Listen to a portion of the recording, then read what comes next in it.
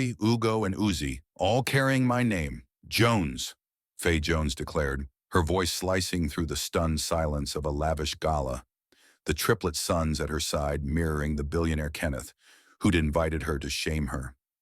In that glittering ballroom, her words turned his plan to dust, every eye locked on the Black mother who rewrote the narrative. Welcome, listeners.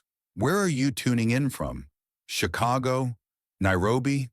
London? What do you think unfolds when betrayal meets unbreakable resolve? Will Faye's courage redefine her legacy, or will the past cast a shadow? Subscribe to our channel for the latest chapters of this gripping story and share in the comments where you're watching from. Can one woman's strength outshine a tycoon's arrogance? Let's unravel this tale of triumph together. The ballroom of the Grand Meridian Hotel shimmered like a jewel box, its crystal chandeliers casting prisms of light across polished marble floors. Golden light danced on the faces of tech moguls, venture capitalists, and socialites, their laughter mingling with the clink of champagne flutes. At the center of it all stood Kenneth, a 35-year-old billionaire whose name was synonymous with apex innovations, a tech empire that had reshaped the digital world. His tailored black suit hugged his frame, sharp as the ambition that had propelled him to this height. In his hand, a glass of bourbon gleamed amber under the lights, but his eyes, cold, calculating, and restless, were fixed on the towering double doors at the far end of the room. Tonight wasn't just a gala, it was a stage, and Kenneth had scripted a cruel scene. He'd invited Faye Jones, the woman he'd left 8 years ago, to this glittering event, not out of nostalgia, but to humiliate her. He wanted her to see the chasm between their worlds, to remind her that without him, she was nothing. 8 years prior, Faye had been the center of his world, if only for a fleeting moment.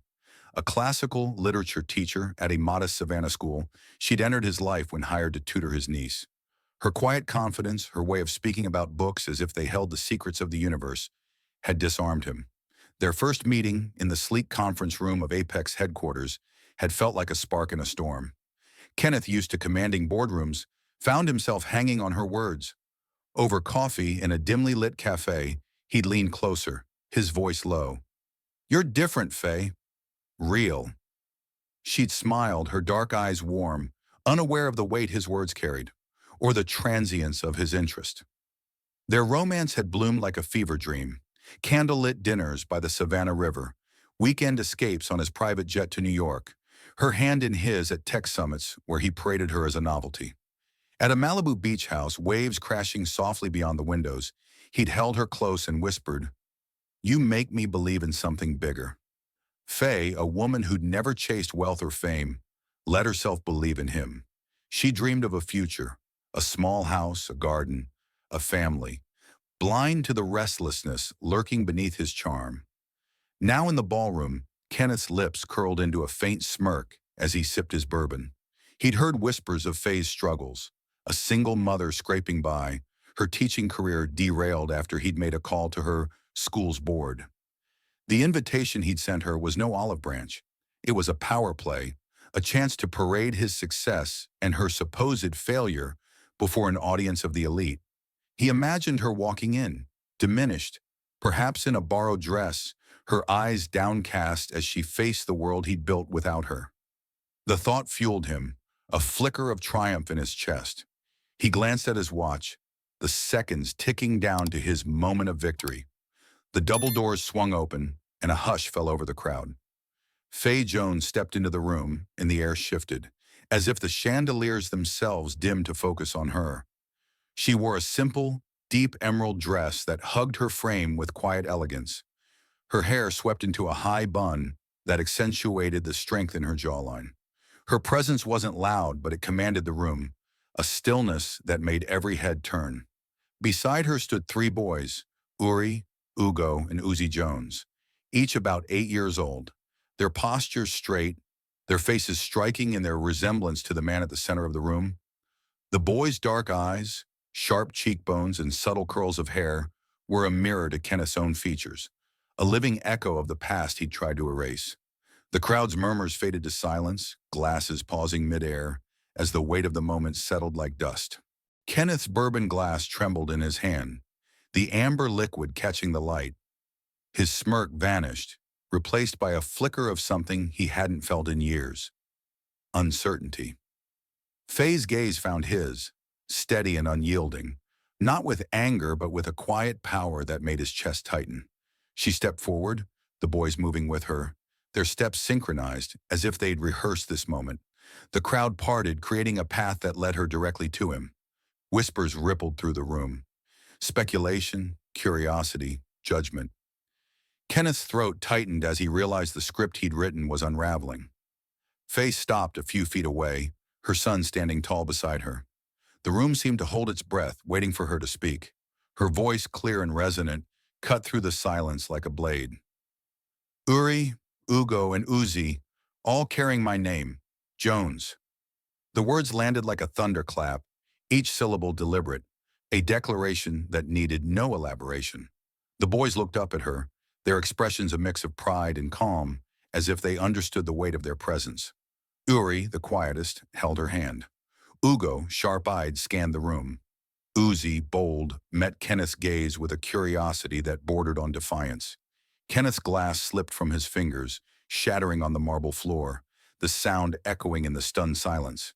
His carefully constructed world, the power, the wealth, the control, crumbled in that instant.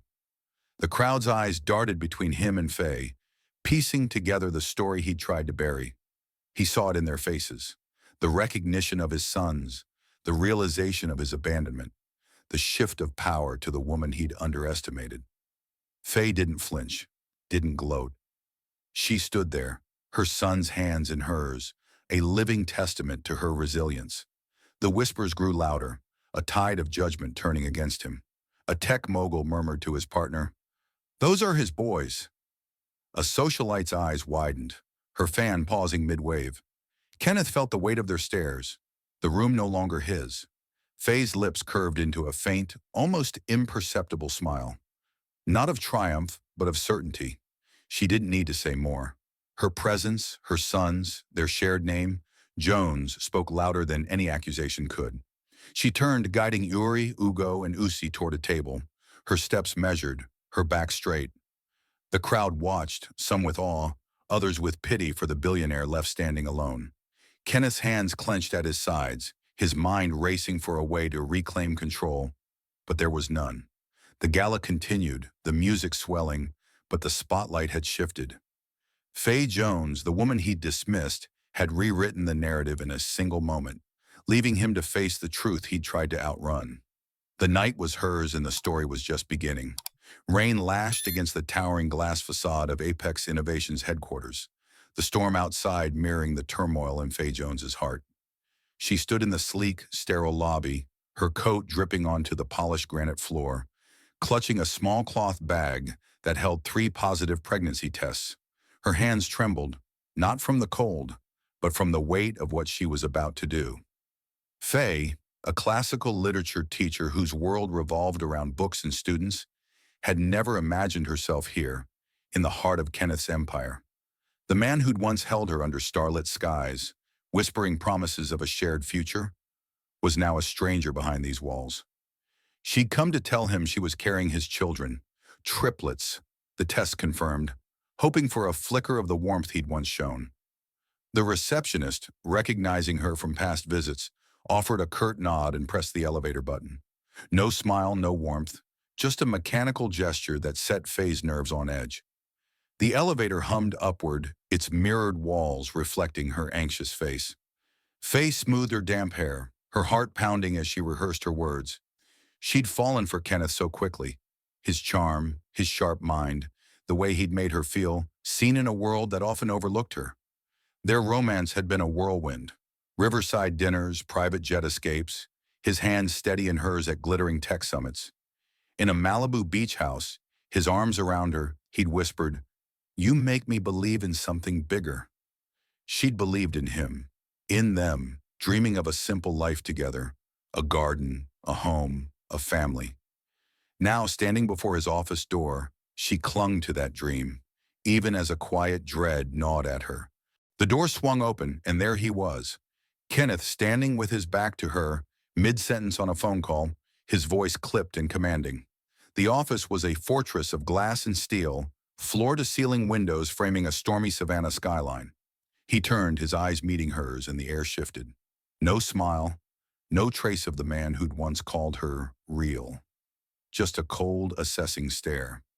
"What is it?" he asked, setting the phone down with deliberate slowness. Faye's throat tightened, but she stepped forward, placing the cloth bag on his desk. The tests spilled out, their twin lines stark against the polished wood. "I'm pregnant," she said, her voice steady despite the tremor in her chest. "Triplets. They're yours." Kenneth's gaze flicked to the test, then back to her. "Are you sure it's mine?" The question landed like a slap, sharp and deliberate. Faye's lips parted, her dignity stinging. "You're the only one," she said, her eyes locked on his, refusing to waver. Silence stretched, heavy and suffocating. Kenneth turned to a side table, poured himself a glass of whiskey, and took a slow sip, as if her presence was a minor inconvenience. He didn't speak, didn't sit, just stood there, his silence louder than any words. Then, with a flick of his wrist, he opened a drawer, pulled out a checkbook, and began writing. The pen scratched against the paper, each stroke deliberate, final. He slid the check across the desk, $99,000, his signature a cold flourish.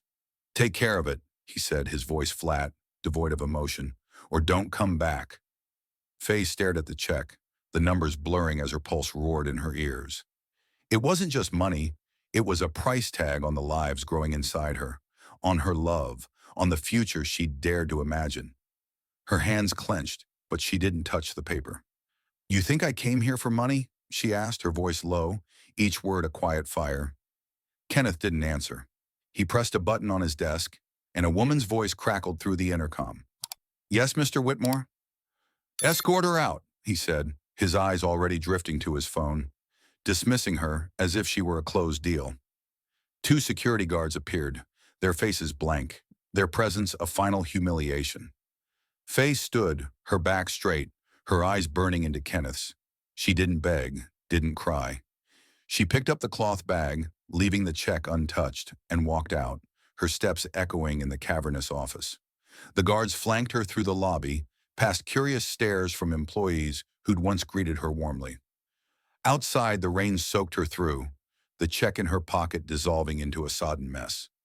She stood on the sidewalk, the city's hum drowned by the storm, and felt something harden within her, a resolve as unyielding as the steel towers around her.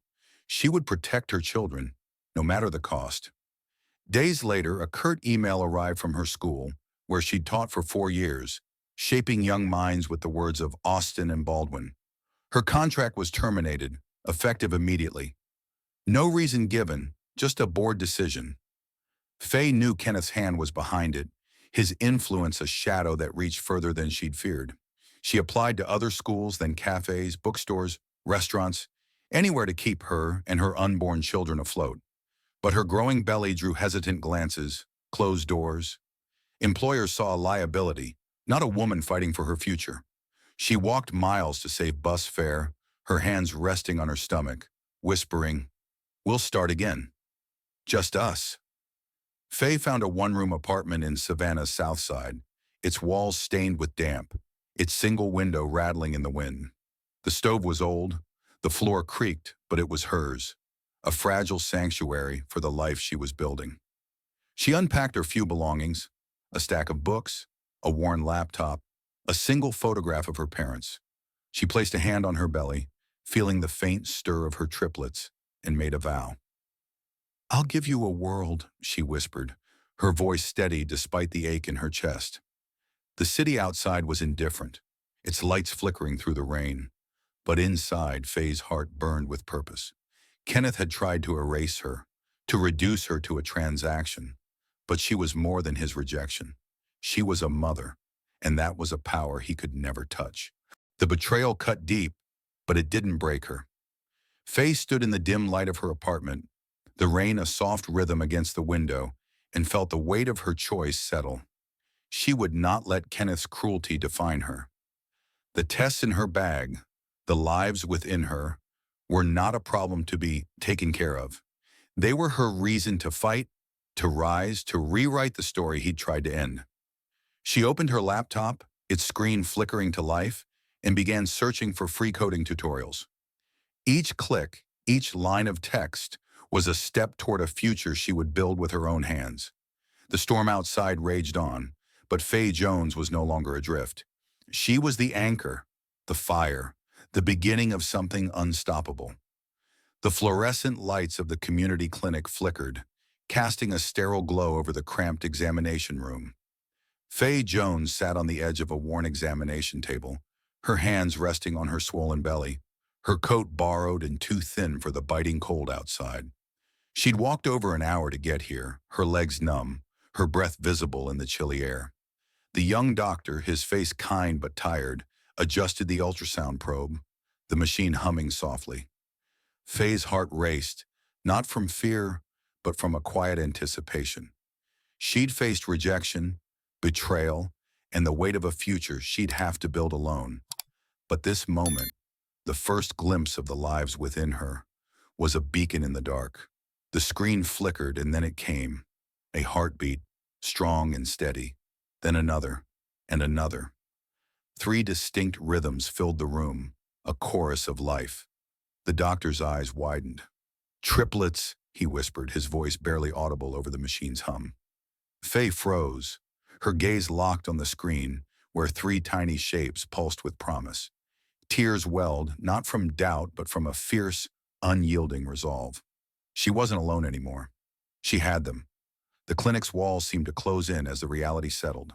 3 children, 3 lives to nurture in a world that had already turned its back on her. Faye walked home through the icy streets, her borrowed coat pulled tight, her mind racing. She'd lost her teaching job, her savings, her place in the world Kenneth had so coldly erased.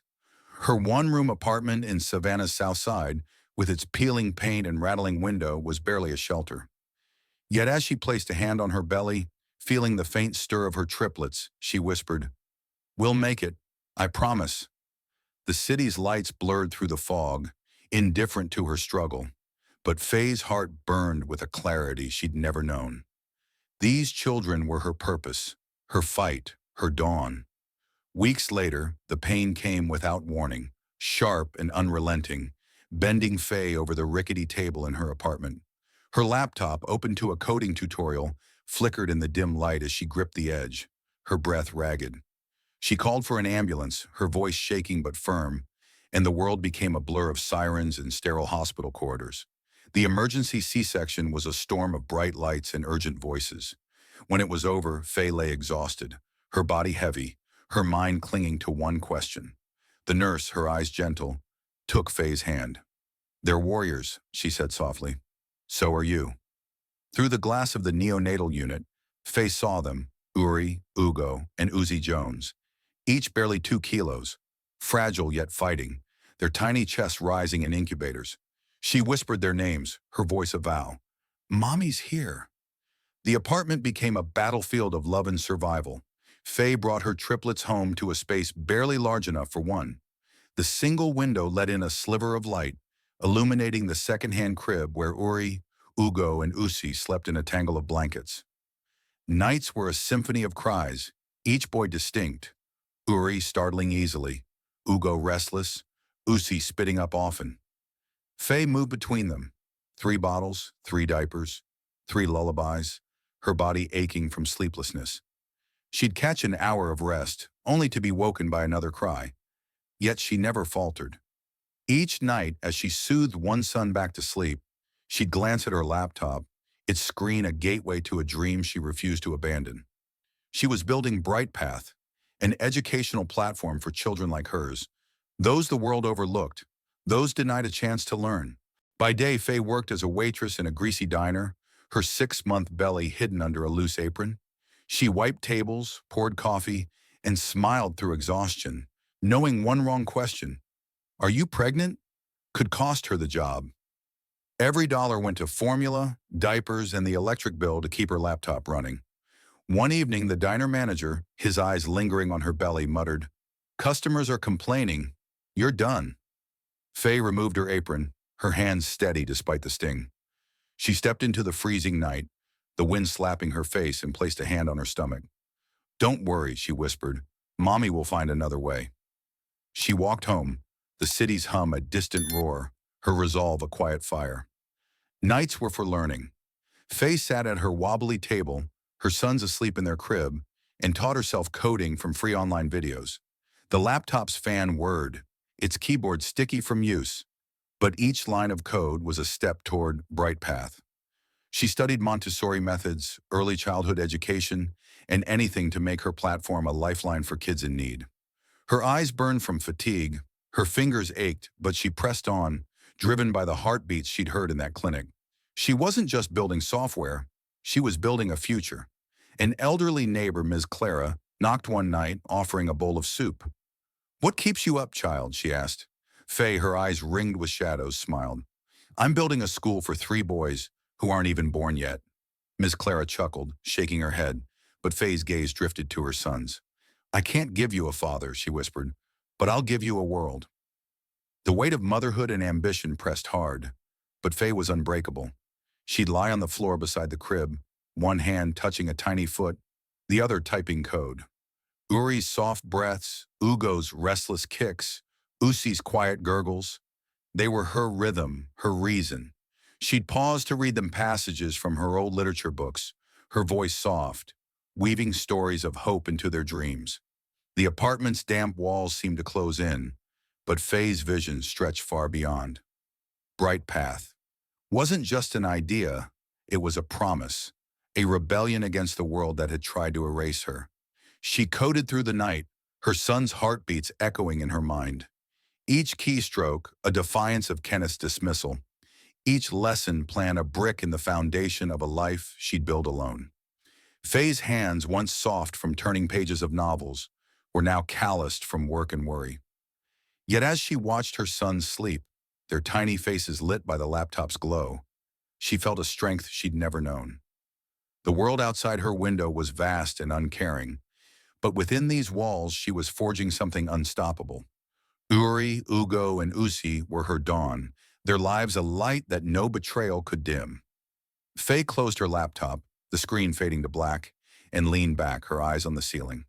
The road ahead was daunting, but she was no longer the woman who'd stood in Kenneth's office, hoping for his approval. She was a mother, a creator, a force, and for her triplets, she would rise. The dim glow of Faye Jones's laptop cast shadows across her cramped Savannah apartment, the only light in a world that felt perpetually dark.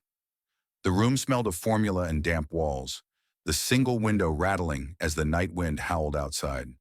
Uri, Ugo, and Usi Jones, now 3 years old, slept in a shared crib, their soft breaths a fragile rhythm against the chaos of Faye's life.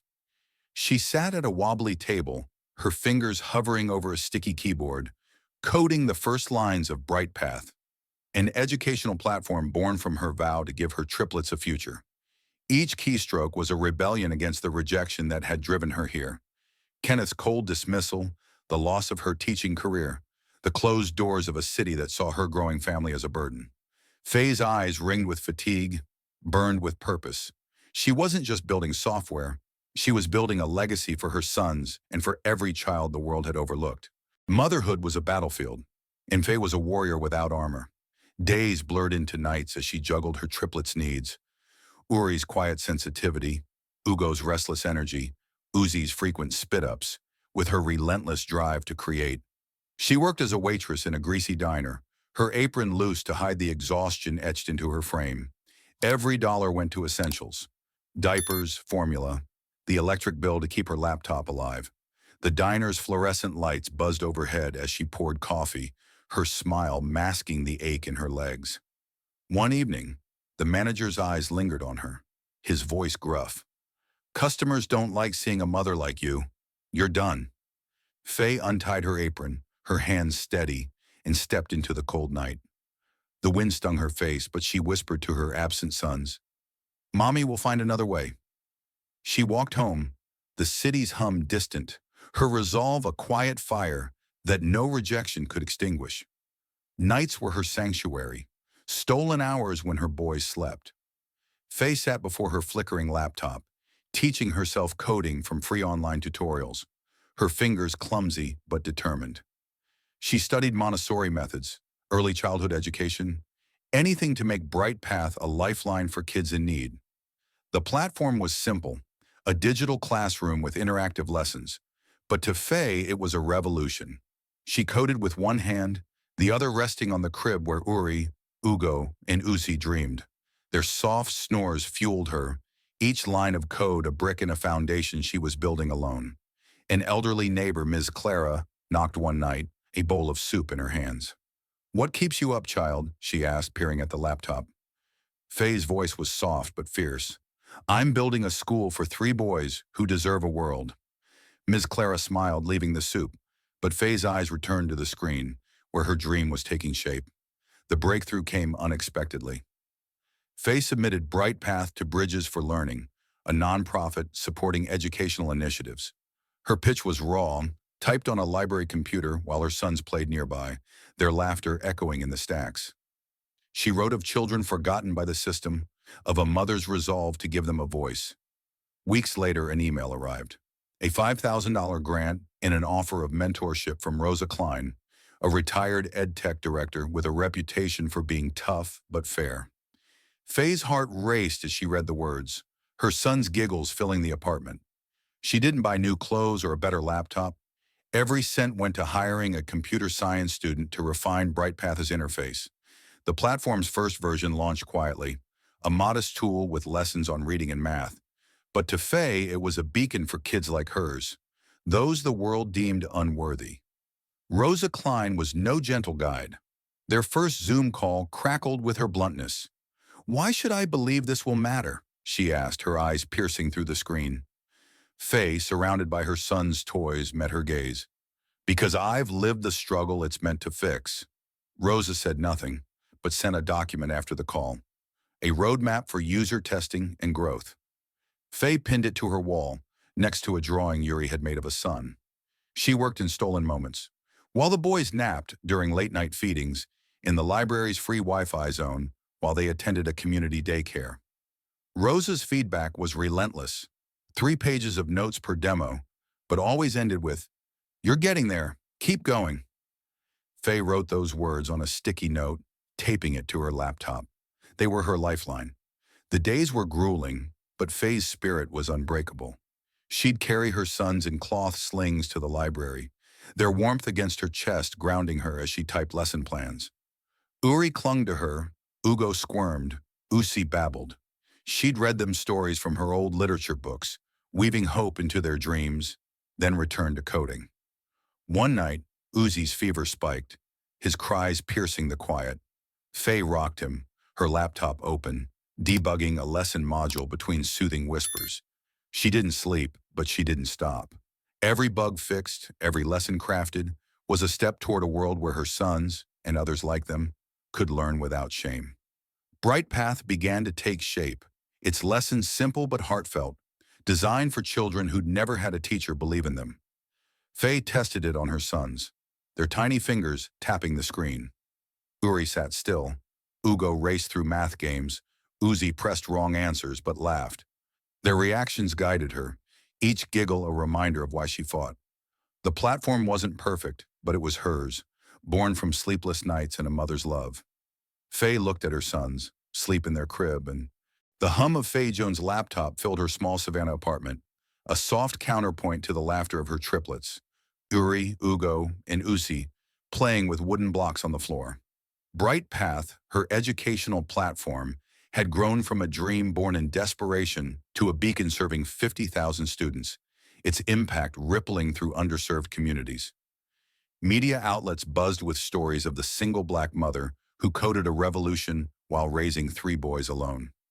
Faye, now a figure of quiet renown, sat at her worn table, refining a new feature for personalized learning paths.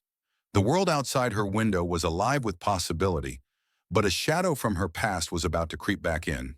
An email notification pinged, the sender's name stopping her breath. Kenneth, the billionaire who'd abandoned her and their unborn sons 8 years ago. The subject line was simple, almost innocuous. "Congrats on Bright Path. Coffee?" Faye's fingers froze above the keyboard. her pulse quickening as memories of his cold dismissal flooded back. His $99,000 check, his security escorting her out, his influence stripping her teaching job.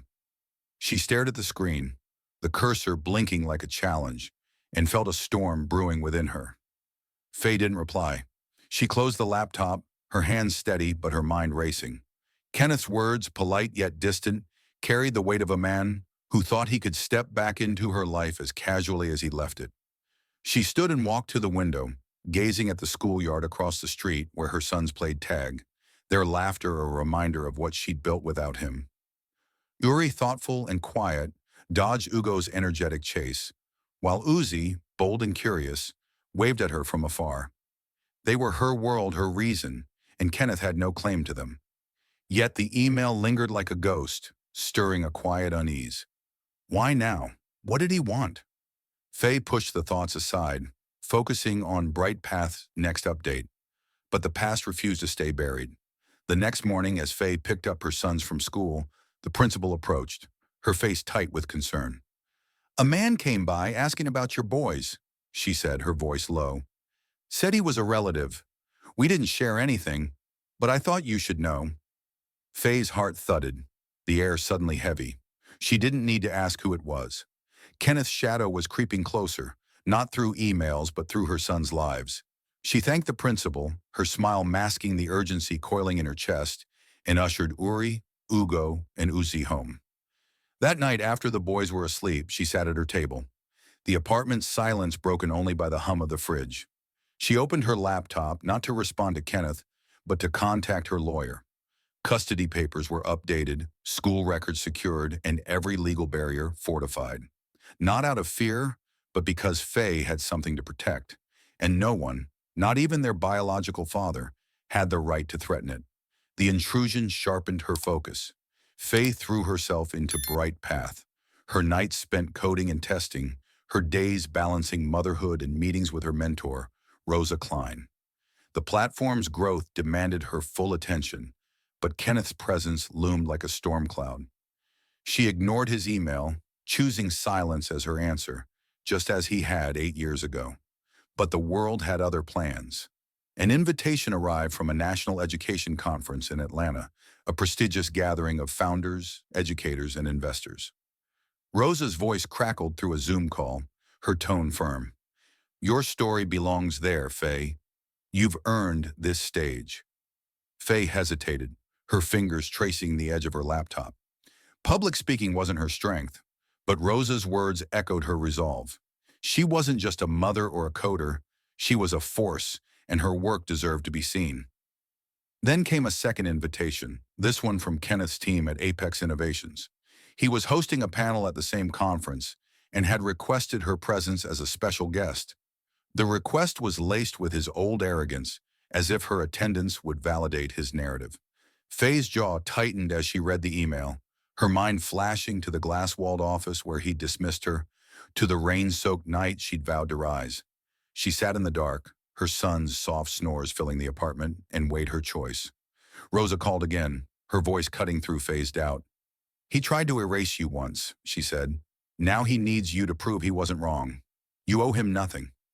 Faye exhaled, her decision crystallizing. "I'm not going for him," she said.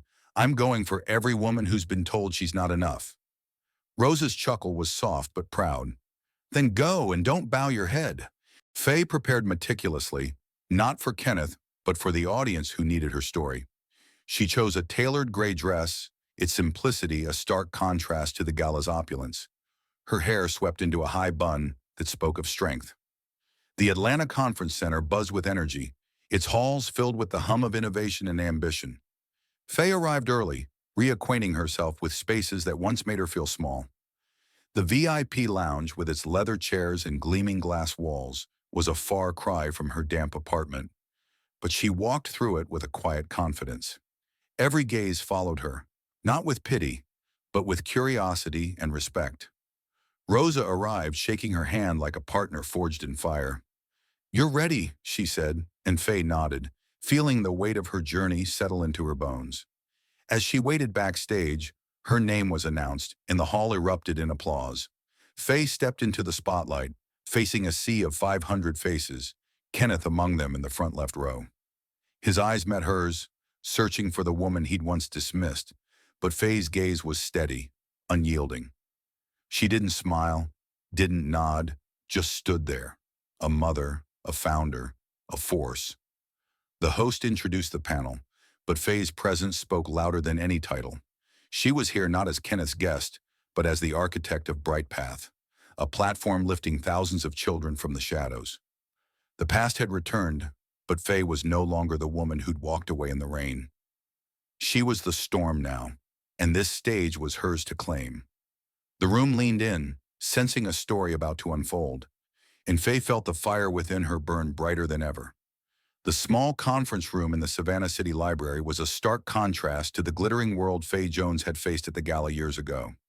Its fluorescent lights buzzed faintly, casting a cold glow over plain wooden tables and faded chairs. The air was heavy with the scent of old books and cleaning solution, a neutral space chosen deliberately. No cameras, no media, no trace of Kenneth's empire. Faye stood at the threshold, her hand resting lightly on the doorframe, her heart steady but alert. Beside her, her 8-year-old triplets, Uri, Ugo, and Uzi Jones, stood in a quiet line, their faces a mix of curiosity and caution. This was no ordinary meeting. It was the moment Faye had both dreaded and prepared for, a confrontation with Kenneth, the billionaire who'd abandoned them, the man who'd dared to reach back into their lives after 8 years of silence. She'd agreed to this not for him, but for her sons, to let them see the shadow of their past and choose their path forward. Faye adjusted her simple navy blouse, her hair pulled back in a low bun, her presence understated yet commanding. She glanced at her boys, each distinct in demeanor. Uri, quiet and observant, clutching a small sketchbook. Ugo, sharp-eyed and tense, his hands balled into fists.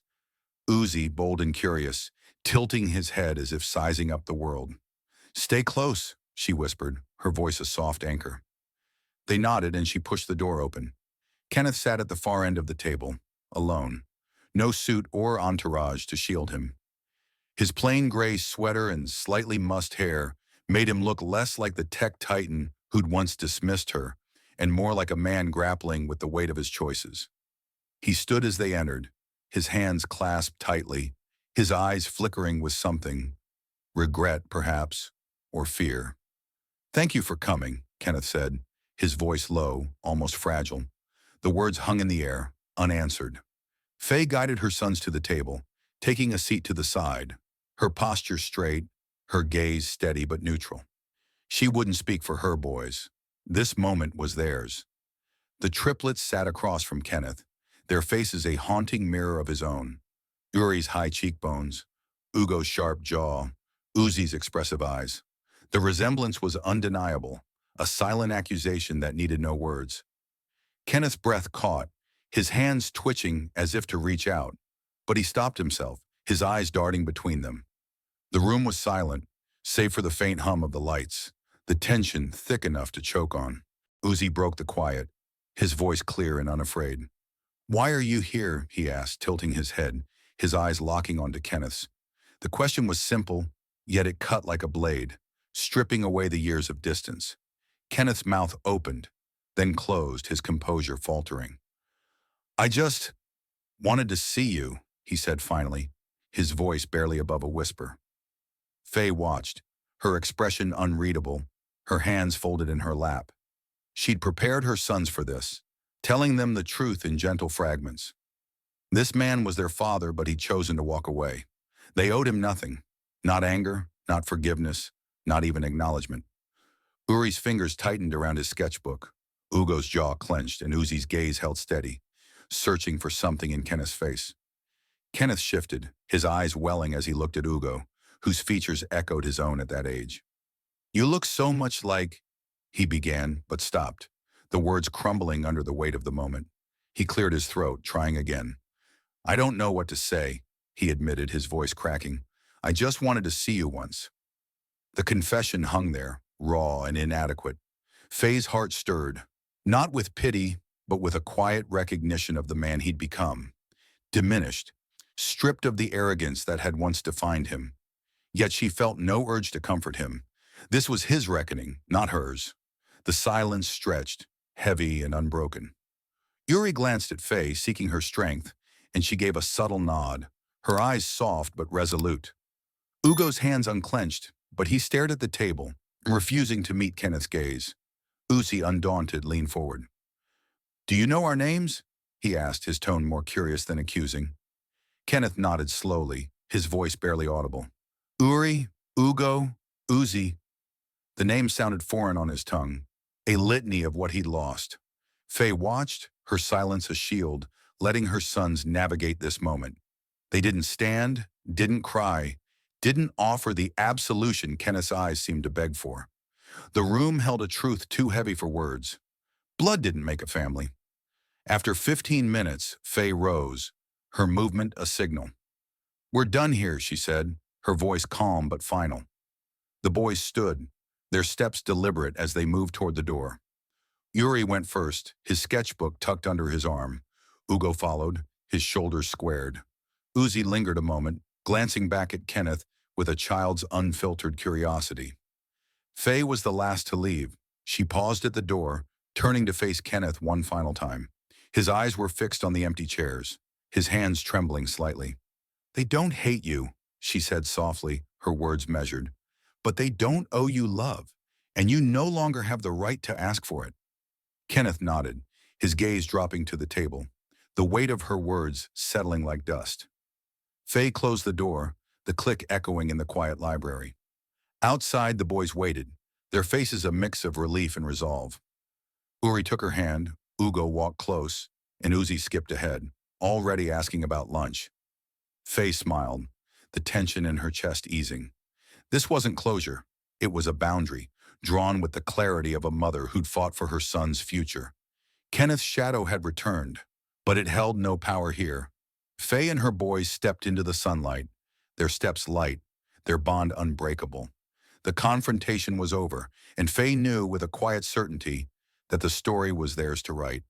The grand hall of the Washington, D.C. Convention Center glowed under a canopy of lights, its marble floors reflecting the buzz of 1,000 voices.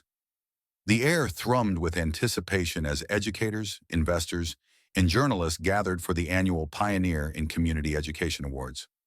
Faye Jones stood backstage, her tailored cream suit a quiet statement against the opulence around her. Her hair was swept into a high bun, her posture steady, but her hands betrayed a faint tremble as she adjusted her lapel mic. She wasn't here for the spotlight, she'd never sought it, but for the children her platform, Bright Path, had lifted from the shadows, now serving 100,000 students. Tonight she would accept an award not as a symbol of personal victory, but as a testament to the resilience of a single black mother who'd built a world for her triplets, Uri, Ugo, and Uzi Jones, and countless others. The stage awaited, and Faye felt the weight of every sleepless night, every rejection, every line of code that had brought her here. The hall fell silent as the host's voice boomed, introducing Faye as the evening's honoree. She stepped into the spotlight, the applause a tidal wave that threatened to overwhelm her. In the front row, her sons sat in crisp white shirts, their faces alight with pride. Uri, the quiet artist, sat upright, sketching the moment in his mind. Ugo, the sharp mathematician, grinned broadly. Uzi, the bold questioner, clapped loudest, his eyes never leaving his mother. Faye's gaze lingered on them, her anchor in this sea of faces, before sweeping the crowd. She saw educators nodding, parents wiping tears, and strangers leaning forward. Drawn to a story they sensed was more than a success narrative. Her voice when she spoke was clear and unhurried, carrying the weight of years lived in defiance of doubt. "I was told I wasn't enough," Faye began, her words slicing through the room's hush. "Not powerful enough, not smart enough, not worthy enough to be chosen. But I built Bright Path for 3 boys who had nothing but me, and for every child told they don't belong."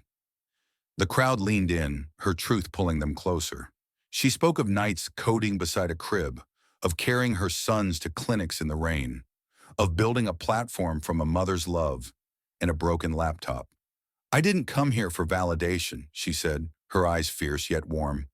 "I came for those who ate cold rice for years, who believed in me when I couldn't believe in myself. Applause erupted, not polite but thunderous, a wave of recognition for a woman who'd turned adversity into a movement. Uri, Ugo, and Uzi stood, their cheers a beacon, and Faye's heart swelled. She'd done this for them.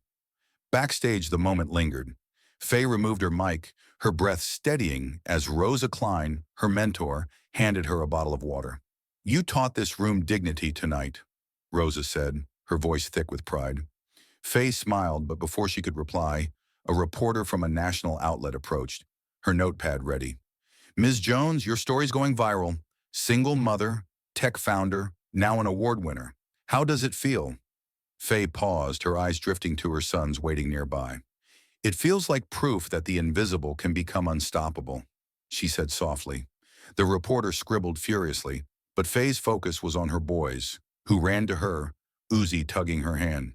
"Mom, you were awesome," he said, and Faye laughed, the sound light and free. The night's triumph wasn't just the award gleaming on the table, it was the ripple effect of Bright Path.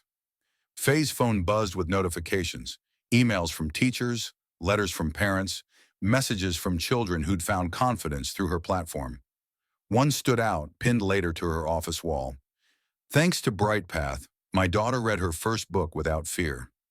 You gave her a voice." Faye read it in the quiet of her hotel room, her sons asleep in the next bed, their soft snores a reminder of why she'd fought. The world was noticing, not just her success, but her why. A mother's resolve to ensure no child felt unseen.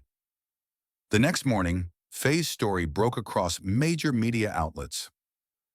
BrightPath's user base surged, and educational organizations reached out for partnerships. She sat in a cafe, sipping coffee, her laptop open to a flood of messages. A teacher wrote, "You reminded me why I teach." A student shared, "I was never chosen, but now I know I can choose myself." Faye's eyes stung, not from exhaustion, but from the weight of impact. She'd built BrightPath for her sons, but it had grown into a lifeline for thousands. She closed her laptop, her gaze drifting to Yuri, sketching at a nearby table, Ugo solving a math puzzle, Uzi asking a waiter why coffee smelled so strong. They were her triumph, living proof that love could outlast betrayal. Somewhere, in a quiet North Chicago apartment, Kenneth watched a live stream of Faye's speech. He paused on Ugo's grin, a mirror of his own at that age, and felt a pang, not of loss, but of realization. He typed a message, 3 words. "Thank you." Faye saw it later, her phone screen glowing in the dark, but she didn't reply. Her victory wasn't in his acknowledgement, it was in the faces of her sons, in the children learning through Bright Path, in the woman she'd become. She tucked her boys into bed, Uzi whispering, "Mom, you're like a superhero." Faye smiled, brushing his hair. "No, baby, I'm just a mom who didn't give up." The award sat on her hotel shelf, catching the light, but Faye's eyes were on her sons. They didn't know the full weight of her journey, not yet, but they knew their mother was a force. She'd faced a world that tried to erase her and emerged not as a victim, but as a creator. The hall's applause echoed in her mind, not for fame, but for the truth it carried. A single mother could build an empire of hope. Faye turned off the lamp, the room falling into a soft darkness, and felt a quiet certainty. Her triumph wasn't the trophy or the headlines. It was the light she'd kindled, burning bright in her sons and beyond, a flame no one could extinguish. The Savannah Public Library stood like a quiet sentinel, its renovated walls bathed in the golden light of late afternoon. Faye Jones walked through its glass doors, her triplets, Uri, Ugo, and Uzi Jones, trailing behind, their footsteps echoing in the familiar space where her journey had begun. This was no ordinary visit. The library's new wing bore an inscription on its glass wall, "Where the forgotten rewrite their destiny, Faye Jones." Her sons, now lanky teens, paused to read it, their faces a mix of pride and wonder. Yuri, the artist, snapped a photo. Ugo, the thinker, traced the words with his finger. Usi, ever curious, asked, "Mom, did you know they'd put your name here?" Faye smiled, her heart swelling, but she didn't answer. She wasn't here to bask in recognition. She'd come to see the legacy of Bright Path, her educational platform, now serving 1 million children, etched into the lives it touched. Inside, the children's reading area buzzed with young voices, kids huddled around tablets loaded with Bright Path's lessons. Faye stood at the back, unnoticed, watching a girl with tight braids read aloud from a story Faye had coded years ago, her voice hesitant but growing bolder. The teacher clapped and the girl beamed, believing perhaps for the first time that she was enough. Faye's throat tightened, a tear slipping free. This was why she'd fought through nights of hunger, coding beside a crib, carrying her sons in the rain. Bright Path wasn't just software. It was a promise that no child would learn in the dark as she once had. She glanced at her sons, now helping younger kids navigate the platform. Uri guiding a boy's stylus, Ugo fixing a tablet's glitch, Uzi laughing as he acted out a story. They were her heart, her proof, her legacy. The evening took a turn when the boys gathered around her in their small apartment, the air warm with the scent of homemade stew. Uri, his sketchbook tucked away, spoke first, his voice steady. "Mom, we've talked. We want your name. Jones." Ugo nodded, his eyes fierce. "You're our family, not him." Uzi, grinning, added, "He didn't choose us. You did." Faye froze, her hands still in the sink, the weight of their words crashing over her like a wave. She turned, pulling them into a hug, tears falling freely. "You're sure?" she whispered. Uzi's laugh was bright. "It's always been you, Mom." In that moment, Faye felt the roots of her struggle bloom. Her sons, bearing her name, were not just her children, but the living testament of a woman who'd chosen herself when no one else had. Later, Faye stood on the apartment's porch, a new notebook in hand, its blank pages a canvas for thoughts she no longer carried alone. She wrote, "This story isn't mine anymore. It belongs to them." The city hummed below, but her mind was on a video she'd received earlier. A classroom in a rural desert, children under a tin roof using Bright Path's offline version. A girl stood, her voice firm. "I'm not the smartest, but I have a right to learn." The class applauded, and the teacher, tears in her eyes, said, "Thank you, Ms. Jones, for giving my students belief." Faye had replied with one line, "The flame I carried is in their hands now." It wasn't pride she felt, but relief, a mother's certainty that her light would burn on. The world measured Bright Path's success in numbers, 1 million users, a post-pandemic miracle. But Faye measured it in moments. A letter from a teen girl arrived, handwritten. "I thought I'd never be enough. Your story showed me I can rewrite my life." Faye pinned it beside others on her office wall, a mosaic of voices she'd reached. Her book, The One No One Chose, sat on bestseller lists, its raw truth resonating with those who'd felt invisible. She didn't chase fame, declining most interviews, but accepted one at this very library, reading to children as she'd once done in its stacks. When asked how it felt to be a hero, she said, "I just hope the silent ones know they're seen." The room hushed, her words a quiet thunder. One afternoon, Faye returned to their old apartment complex, its creaky stairs and rattling windows unchanged. Ms. Clara, the elderly neighbor, insisted on a photo in the backyard where Faye had once cooked beside her sons. The boys pulled her in, laughing, their faces bright in the late sunlight. The image captured 4 souls, unpolished but whole, a testament that cracks could become foundations. Faye tucked the photo into her notebook, next to a line she'd written. "Every loss led me home." Her sons were growing, Uri sketching for art school, Ugo eyeing math scholarships, Uzi questioning the world with a spark that lit her heart. As night fell, Faye sat alone, the city's pulse a soft backdrop. She opened an email from a major investor who'd once rejected her, now offering to fund Bright Path's global expansion. "I was wrong," he wrote. "This is a movement." Faye read it twice, then closed her laptop without replying. Her legacy wasn't in deals or dollars. It was in Uri's quiet confidence, Ugo's fierce intellect, Uzi's boundless curiosity, and the children who now believed in their worth. She looked at the notebook, its pages filled with her journey, and wrote one final line. "I chose myself, and that was enough." The wind stirred, turning the page, and Faye knew her story had become a flame, passed to those who'd carry it forward, burning bright in a world she'd helped rewrite. As Faye Jones's story comes to a close, we're left with the power of a mother's resilience, a legacy forged from love and determination. What did her journey spark in you? Share your thoughts in the comments. How has Faye's triumph inspired you to rewrite your own story? We're grateful for you joining us in this tale of courage, and we'd love for you to subscribe to our channel to catch every new story that lights the way. Your support keeps these narratives alive, so hit that subscribe button and tell us where you're watching from. Thank you for being here, for listening, and for believing in the power of stories that remind us all to choose ourselves. We'll see you in the next one, ready to uncover another spark of human strength.